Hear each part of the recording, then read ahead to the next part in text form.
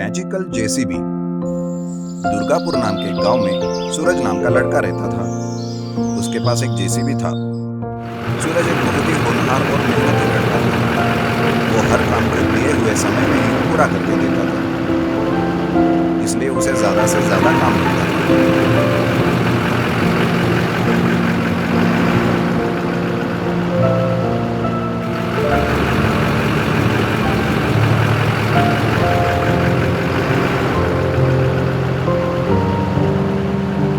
एक दिन ऐसे ही जमुना लाल नाम का एक आदमी उसके पास आता है और कहता है, सुनो सूरज, जंगल के पास जो पुरानी हवेली है, मुझे वो गिरानी है।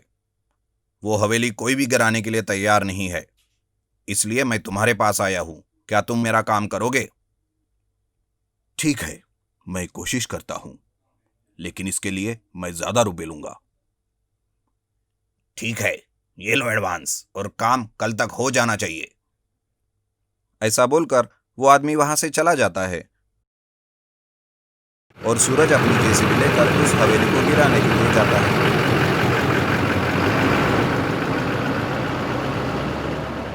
लेकिन जैसे ही सूरज हवेली को गिराने जाता है, उसका जेसीबी बंद हो जाता है। सूरज ये देखकर जेसीबी को शुरू करने की कोशिश करता है, लेकिन वो शुरू ही नहीं होता। सूरज सोचता है, अरे ये जेसीबी को अचानक क्या हो गया? सब तो ठीक है, डीजल भी पूरा भरा हुआ है। सूरज नीचे उतरकर जेसीबी के इंजन को देखता है। वहां पर भी सब कुछ ठीक होता है, लेकिन फिर भी जेसीबी शुरू नहीं होता। तभी उसका ध्यान हवेली के अंदर एक मंदिर पर जाता है और वहां जाकर कहता है,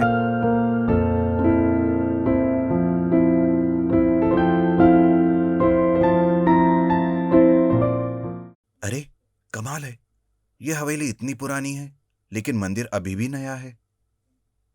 तभी उसे एक आवाज आती है, तुम कौन हो और यहां क्यों आए हो? चले जाओ यहां से, मुझे यहां किसी का भी आना पसंद नहीं। अरे ये कौन बोला? कौन हो भाई, जरा सामने आओ। सूरज के ऐसा कहते ही उसके सामने एक भगवान प्रकट हो जाते हैं। उनको देखकर सूरज की आंखें फटी की फटी रह जाती है। भगवान कहता है, यह हवेली तुम क्या कोई भी नहीं गिरा सकता। अगर तुमने कोशिश भी की तो इसके परिणाम अच्छे नहीं होंगे। लेकिन ऐसा क्यों भगवान? आखिर ऐसा क्यों? दरअसल यह हवेली कोई हवेली नहीं थी, यह तो एक मंदिर था। लेकिन इंसानों ने मंदिर को भी नहीं छोड़ा। मेरा मंदिर यहां इस हवेली के कोने में बनाकर रख दिया और यहां आकर रहने लगे। इंसान इतना लालची हो गया है कि वो भगवान को भी भूल रहा है। इसलिए मैं यहां किसी को भी आने नहीं देता। ठीक है भगवान, मैं आपके इस हवेली को कुछ भी नहीं होने दूंगा और हमेशा इस मंदिर की रखवाली करूंगा। ठीक है सूरज, मैं भी तुम्हारी इस जेसीबी को जादुई कर देता हूं, जिससे तुम्हें कोई भी तकलीफ नहीं देगा और इस हवेली को तोड़ने के लिए आने वाले हर आदमी को तुम रोक सकोगे। ये बातें करके सूरज वहां से चला जाता है। वो देखता है कि बंद जेसीबी अपने आप शुरू हो गई है और अपने आप ही चल रही है। सूरज घर चला जाता है। दूसरे दिन जमुनालाल उसके पास आता है और कहता है, अरे सूरज, तुमने ये अच्छा नहीं किया। तुमने उस हवेली को क्यों नहीं गिराया? माफ करना जमुनालाल जी, लेकिन मैं तो क्या उस हवेली को कोई नहीं गिरा सकता और ना ही मैं गिराने दूंगा। अरे तेरी इतनी हिम्मत, जो मुझे चैलेंज कर रहा है। मैं भी देखता हूं कि वो हवेली कैसे गिरानी है।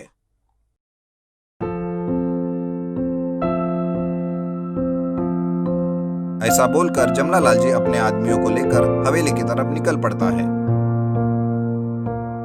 इधर सूरज भी जल्दी से जेसीबी को लेकर हवेली पहुंचता है।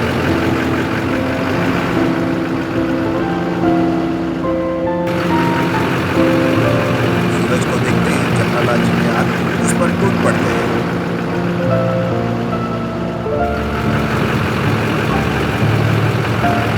लेकिन मैजिकल जेसीबी गोल गोल घूमकर उन सबको उससे दूर रखती है।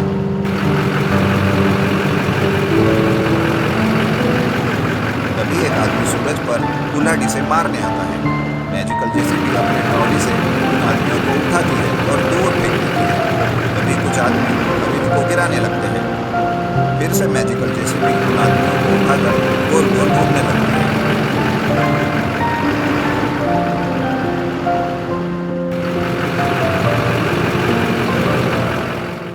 और उनको दूर फेंक देती है। सूरज कहता है, क्यों जमनालाल जी, मजा आया मेरा मैजिकल जेसीबी का कमाल देखकर, या और भी कुछ बाकी है? अरे मुझे माफ कर दे सूरज, मैं आज के बाद इस हवेली के पीछे कभी नहीं पड़ूंगा। अगर माफी ही मांगनी है तो भगवान के मंदिर जाकर मांगिए। जमनालाल हवेली में बने छोटे से मंदिर में जाता है और माफी मांगकर वहां से भाग जाता है। सूरज भी मंदिर के सामने नमस्कार करके वहां से मैजिकल जेसीबी लेकर चला जाता है और जब भी जरूरत पड़ती है उस हवेली को लोगों से बचाता है।